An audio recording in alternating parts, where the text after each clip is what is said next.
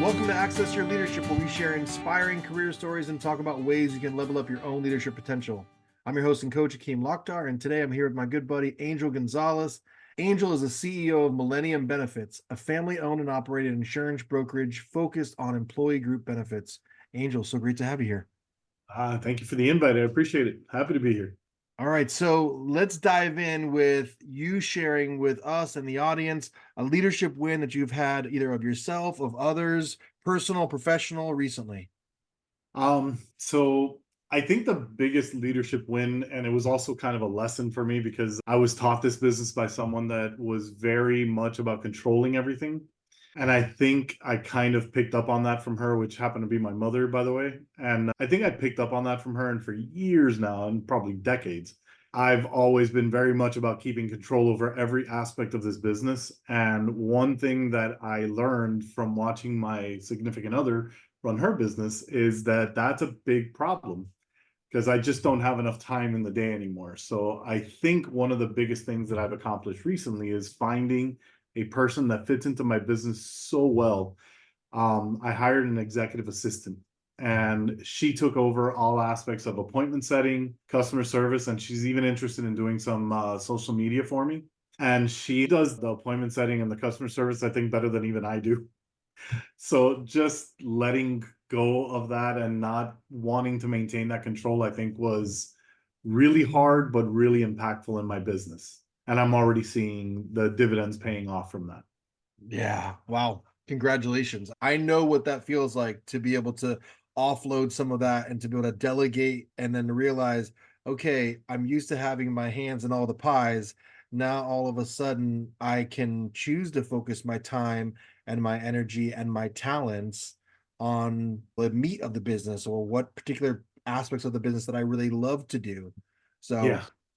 that's a great one. I love that. You mentioned, and I was going to ask this question anyway, but when you mentioned that there was your mother in the business and that you had learned a lot from her through her leadership in the business, I want to hear, if you're open to it, the journey. So tell us about your journey, where you're from, where you grew up, what things did you experience along the way that's led you to where you are now?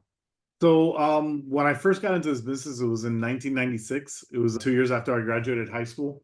My mother and at the time, my stepdad, they both worked in AvMed health plans. She was kind of a legend in the group health insurance industry because she got hired by AvMed and was basically told your job is to increase membership. So she basically talked AvMed into putting everything in Spanish, and then she tripled their membership in a year just by accessing the Spanish audience. That pretty much put her on the map. Everybody, anywhere I went, when I first got into this business, anywhere I went, if I mentioned my mom's name, everybody knew exactly who she was. My stepdad at the time was the finance director of AvMed, so that's where they met.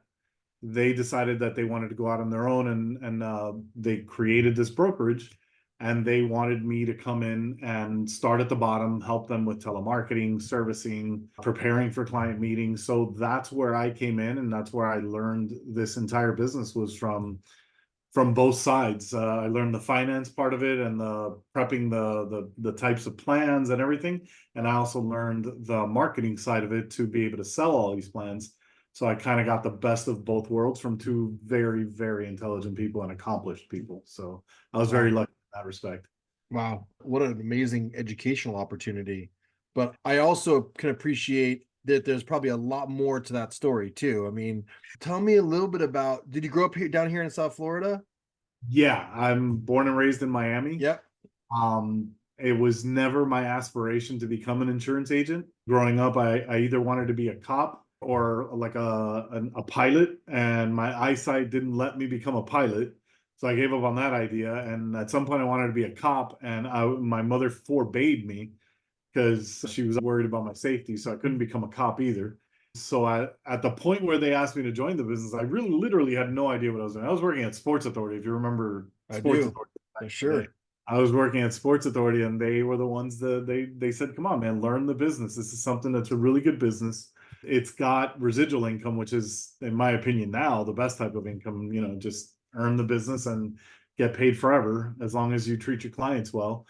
It was definitely two very different outlooks when it came to clients. So my stepdad at the time was very numbers oriented. To him, clients were going to stay with us because we prepared everything correctly and the money made sense and the budget made sense. So I learned that aspect of the business, but I also very quickly learned that clients stayed because they like you, because everybody else can offer the same numbers. Yeah. So most of the time, my mom was the one in the face of all these clients, and they absolutely loved her. And there were clients that stayed even if the numbers didn't work out in their favor that year, but they stayed anyway just because they really loved my mom.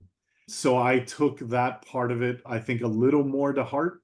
So every client I have, I know them. I know them personally. I know their husbands. I know their children. I know what they like. I know what they don't like. I really try to get to know them just because I want to form that relationship. I don't like clients that come in and 2 years later, they feel like I've cheated them and they Yeah. want something else, or that I've tried getting as much money out of them as I can just to, take advantage. I go into these relationships with clients wanting them to be a part of Millennium Benefits for decades. Yeah. So, Yeah. From the first time we ever spoke, I could tell you were very much a relationship guy and that you valued that. And that's, I think, why we connected. When yeah. you think back to that decision, because I'm trying to sort of paint a picture here a little bit of what it was like to get into this business, which now you obviously know quite well. You're incredibly successful. You have a deep passion for it. So you're working at Sports Authority. You're presented with this opportunity to come and work with your mom and stepdad. What was the thought process for you? Like, what was there resistance for you? Were you like, okay, this is something new and exciting, or you're like, I kind of like, operating in the back corner with the rollerblades at Sports Authority? Like, where was your head at? I mean, honestly, I was a punk at 19 years old when they came to me with this. It's not like I had some grand plans, Sure. like I'm ready to go. And so when they introduced me to this idea, the way I thought about it was, I'm gonna go work for them. I'm making the same amount of money that I'm making at Sports Authority, which back then minimum wage was like 575 or Right. something. Like, Yeah. and I just was thinking, let me go do this. I'll learn how to work in an office, and if I don't like it, at least then I can go find a job in an office instead of working in retail, which I hated. So that was kind of my thought process at the time. But once I started telemarketing and once I started realizing that they were actually crediting me with some of the residual income from the clients that I brought in. Mm. And they basically told me, look, we sold this client that you brought in. You're going to get your 10% every month. We just have to keep the client happy. If we lose that client, you lose that 10%. And that, I guess, was the moment where I was like, wow, that's really interesting the way that works. And little by little, I actually replaced my hourly rate with all residual income. And it was awesome. I loved it. Wow. And there's so many products that work that way. So I just really liked that at the time. And then when I started having my own clients, that's where I saw the relationship part, where I get to know these people, I get to know who they are, I get to know them. And that's something that's definitely genetic that I received from my mom. I'm kind of pumped up by talking to people. Mm. I know there's people in this world that they spend time with 3 or 4 people and then they have to go rest for a day. I'm not like that. I Same. go into a meeting tired, and if I'm talking to a bunch of people, I get pumped immediately. Yeah, that's why I love what I do. I mean, I could be completely running on fumes, and all of a sudden I get into a coaching conversation, and I'm flying high 5 minutes in. So I get that for sure. So, what was the leadership journey like for you? So you're obviously naturally relationship oriented. You come by that honestly through your mother being very much the same way. You had that as an example. You also have your stepdad and his approach as an example to keep in mind the value of that side of the business as well. How did you mold all of that into shaping yourself as then a leader of yourself as a professional, so building a career, but then also of your clients? I think I leaned more into the relationship side of it more than I did the numbers. The way I saw it, the numbers would work themselves out one way or another. I really leaned into the relationship side because that was something that even in my personal life, I didn't have many friends that I didn't know really well. Mm. Even when I used to run around with a pack of like 30 different people and we used to go and take over entire sections of the theater, I could literally sit there and tell you something unique about each and every one of those people because I was generally interested all the time in learning something about my friends, learning about people that I just met. I would sit there and talk to people randomly in theaters or randomly in restaurants and just learn and talk. And so when I took over the business, or when I became partners with my mother, actually, because she got divorced. And when she got divorced, she offered me 50% partnership of the business. I kind of took over the finance side and I didn't like it much because then it took me away from the relationship side, but Yeah. that was her job. That's what she was good at. So I kind of dug into that side. I didn't really enjoy it much, but I had to do it. Somebody had to do it, and it wasn't going to be her. I was better with numbers. Unfortunately, she got Alzheimer's, and she's currently still dealing with Alzheimer's. You know, she's fully retired now. When she basically told me, like, I think this is getting to the point where it's not really good for me to be in this business anymore. She fully retired. I was really sad. I wasn't able to work with her on a daily basis anymore. Mm. But I basically had to take over both sides of the business now, and I had to really figure out a good balance. And that balance was probably the hardest part of running this business. Is every time I was talking to somebody and building relationships and learning about my clients, and that side of me doing all the finances and the servicing and all that would kind of fall off. But when I would concentrate on that side, the marketing side and the relationship side would fall off. So it was kind of a balancing act. That's why I ended up having to hire somebody. I was tired of that back and forth. I want to be able to do both 100% of the time. And that's been a game changer, but that's how I kind of learned my balancing act. And it's something I use in my personal life too. You have to balance getting to know people and also having some time for yourself. No, I agree. And I'm sorry to hear about your mother. I know that's a uh, really challenging disease, and um I know not just on the individual, but on everyone around them too. So I wish her well, obviously. Well, how much time did you get to spend working with your mother when you were working together? And we love our mothers, of course, dearly. What was that dynamic like? What were some of the things that you had to manage of yourself in the time that you worked together? So how long did you work together, and what was it like managing yourself through that? So my mother and I are two peas in a pod. When her mind was good, she and I were very similar. I think the only thing that we kind of deviated on a little bit was the side of the finances and the servicing.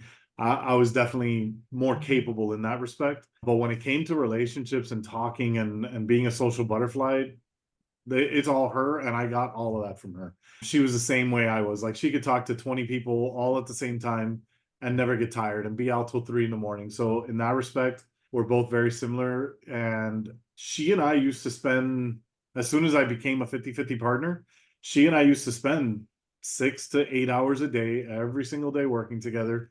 And it was never a problem. We Yeah. never fought. We never had any issues because we were so much alike that we never approached the problem in a different manner and then had to fight about which was the right way.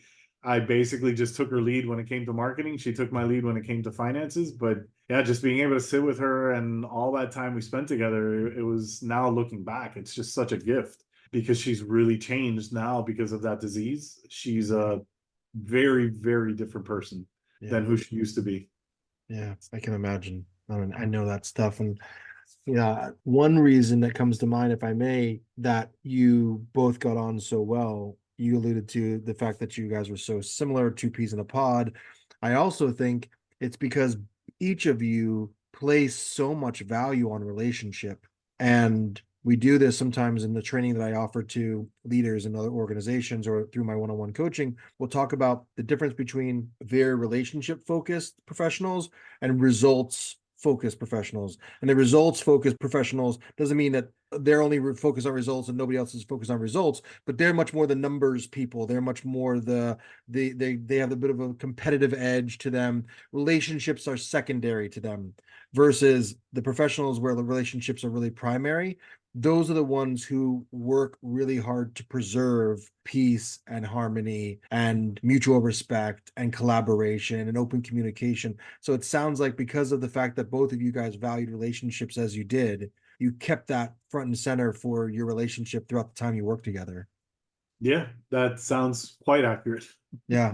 So you mentioned earlier that there was a bit of an example in the style that your mom had in terms of the control and wanting to be very, hands-on and have a good sense of everything and anything that was operating in the business, and that you saw, yeah, that worked for her and it worked for that period of time, but I have a different preference. How did you start to make that change in yourself and make the decision to make that shift? Um, it was external forces that caused that.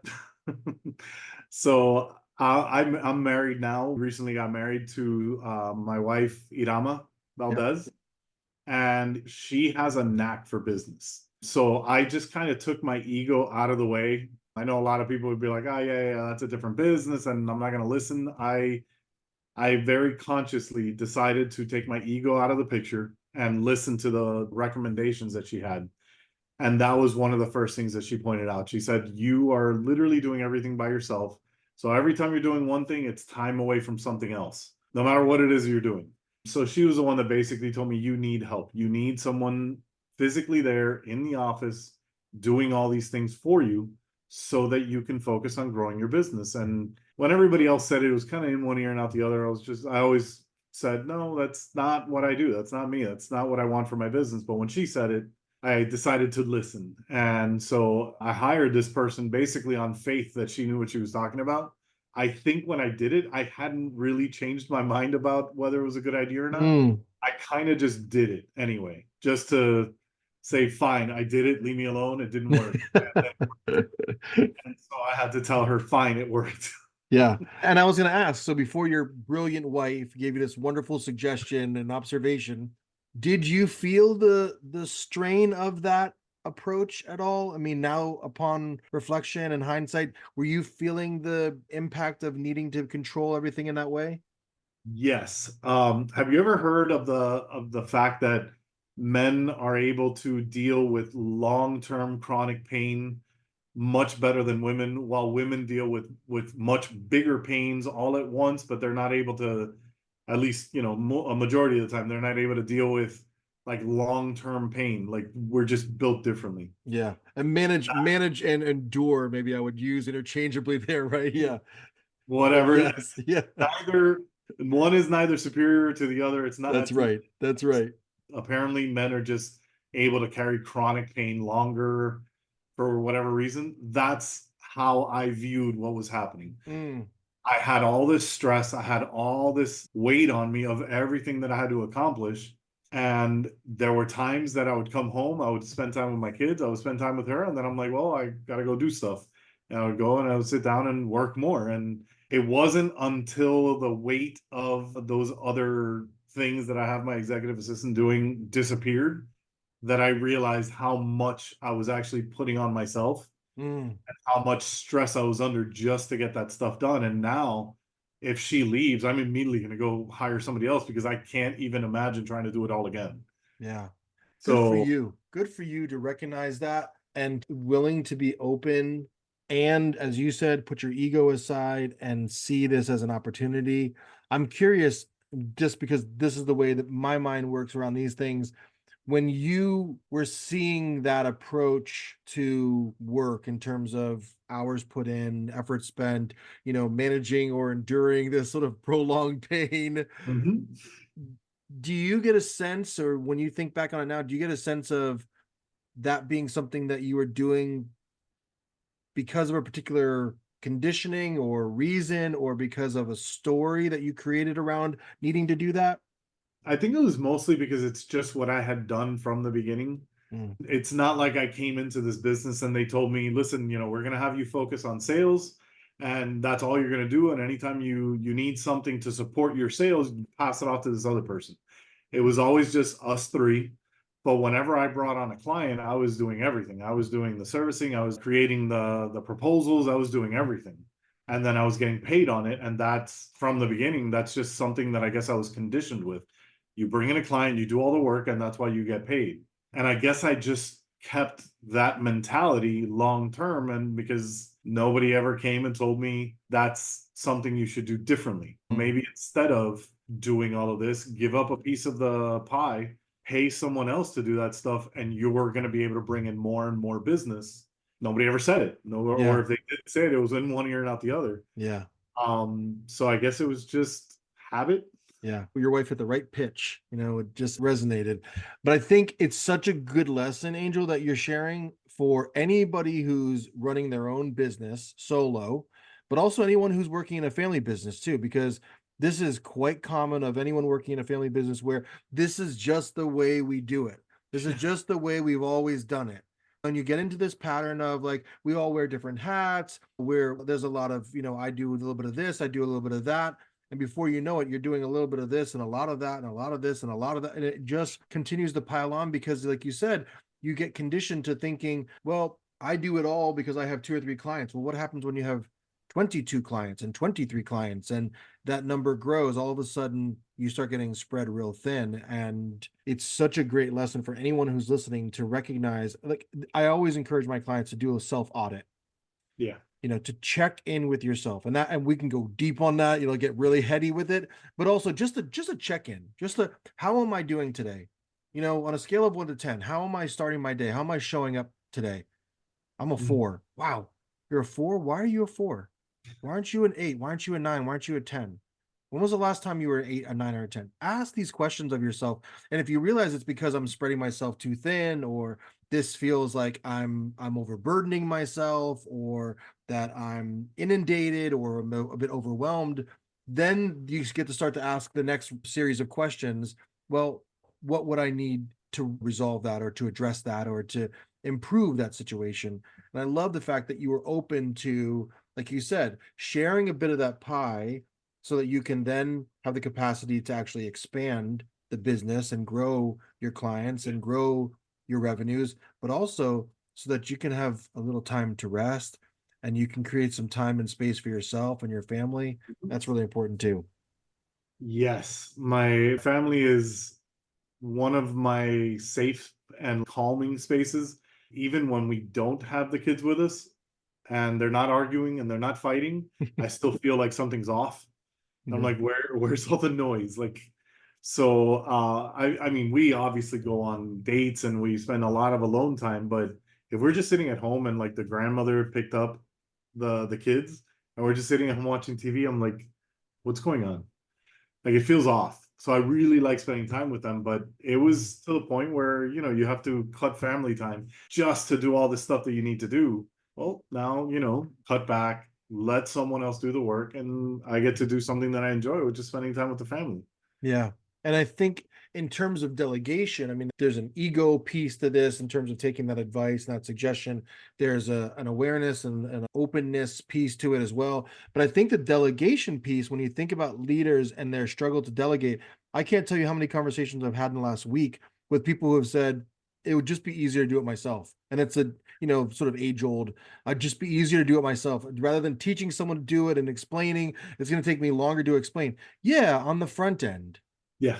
but on the back end, it's going to pay off dividends over time. And the other piece that I think is really exciting for you, and I think other people who are listening to this, venturing into this new approach to business and to their leadership, is seeing now the benefits of that. As you start to grow, there won't be any hesitation for Yep. you to bring on and to delegate to new people because you know the value of that, even in just your one executive assistant. It's amazing how I'm sure you've heard the term cognitive dissonance, Mm, and it's amazing how even with my wife, she has 15 employees now, and even with them, I sometimes play the part of HR for her since I'm in employee benefits and I deal with HR people all the time and mhm. I work with them and we coach each other sometimes. There are times with her employees where they tell me we had this person mess this up. So I'm just going to fix it. And I'm like, why don't you go to them, teach them what they did wrong, let them fix it? And like, because it's faster if I do it. Yeah, it's faster if you do it, but how many more times are you going to do it when it's faster for you? Because you also have your work to do. So now you're doubling up and you're going to do her work just because you're going to do it faster. When does she learn? Or when does he learn? Yeah. Like, you gotta, but it's funny because in my own business, I don't do that. In my own business, I'm like, no, no, no, I'll do it. It's faster. Of course.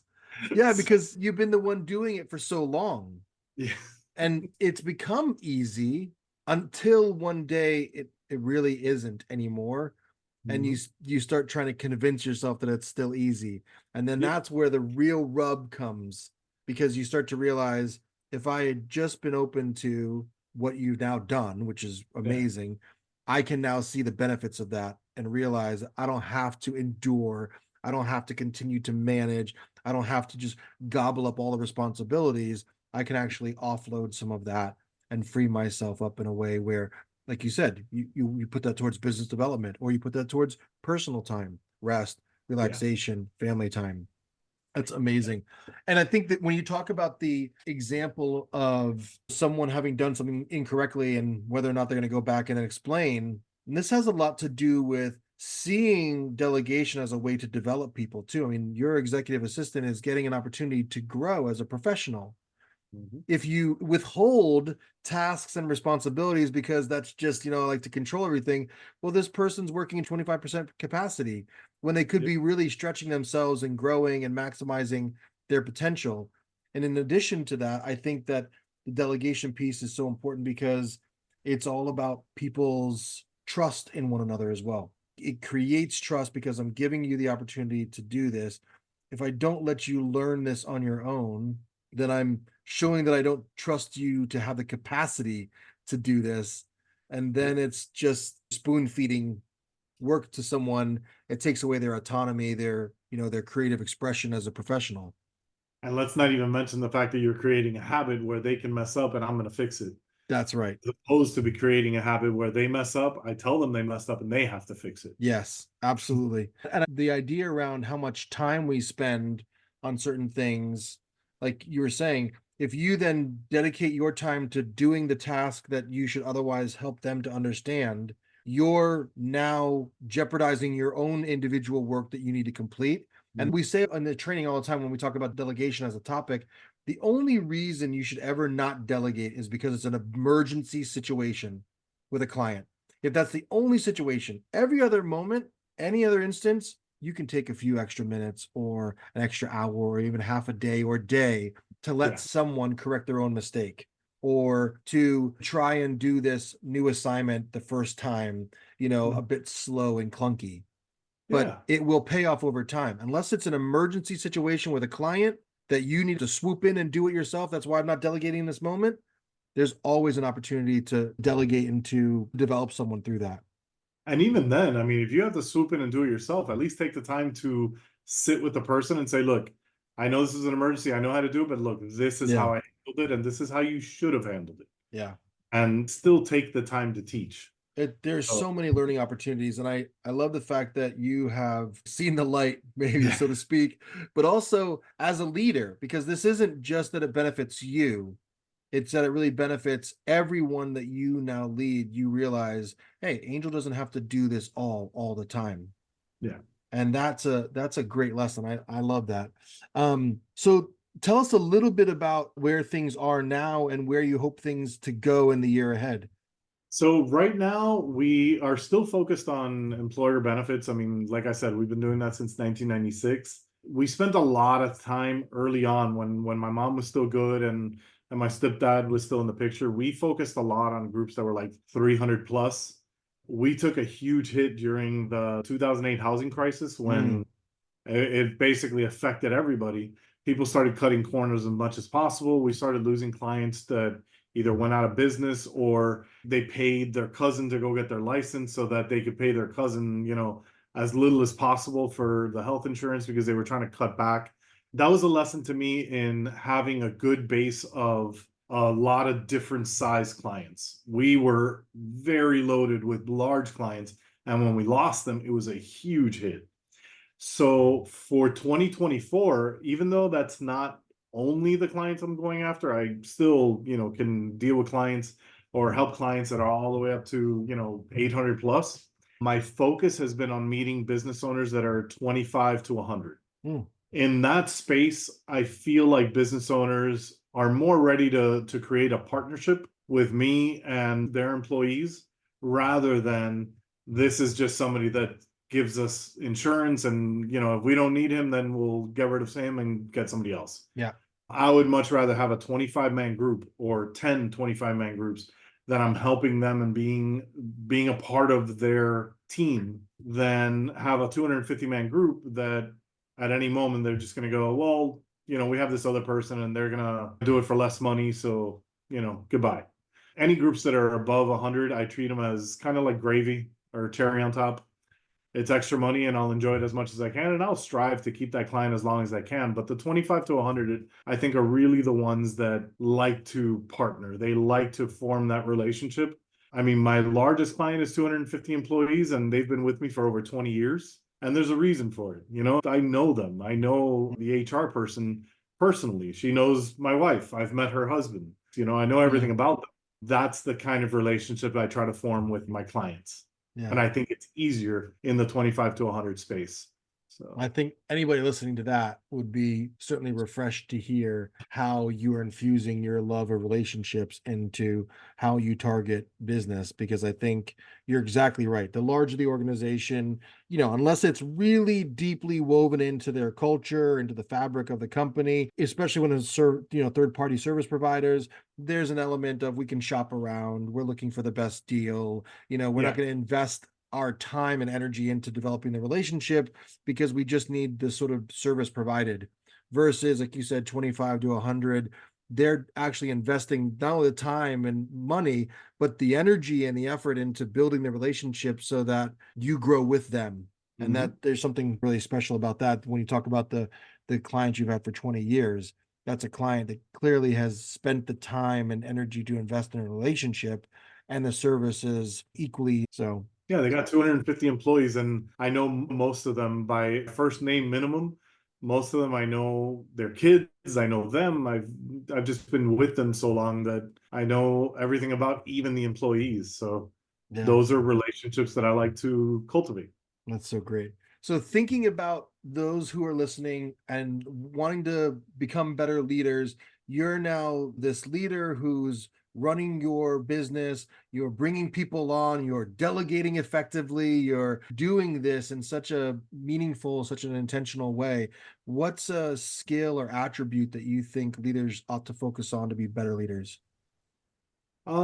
So I think the fact that I was able to take my ego out of the equation to be open to making changes, I think is a big one. But probably the biggest thing that I think leaders need is the ability to communicate well. A lot of people misinterpret that when I say it because they think, oh, I have to be able to express my ideas better. And honestly, that's part of it. I think the biggest thing that they have to understand with communication is that it's a two-way street. Even though my executive assistant just started with me 2 months ago, she's already come up with great ideas that I have been able to incorporate into my business and take that into account because even though she's young, even though she's mid 20s, she is a really intelligent person that has ideas of her own. And just because she's not my age doesn't mean that they are not valid. So it's the idea of not only being able to communicate your ideas well, but also keep an open mind and listen to ideas.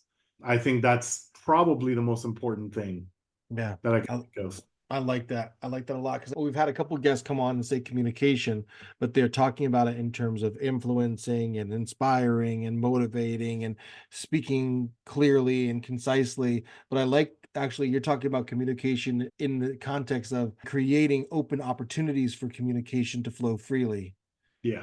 both ways. And I Fine think, if you're going to say it better than me.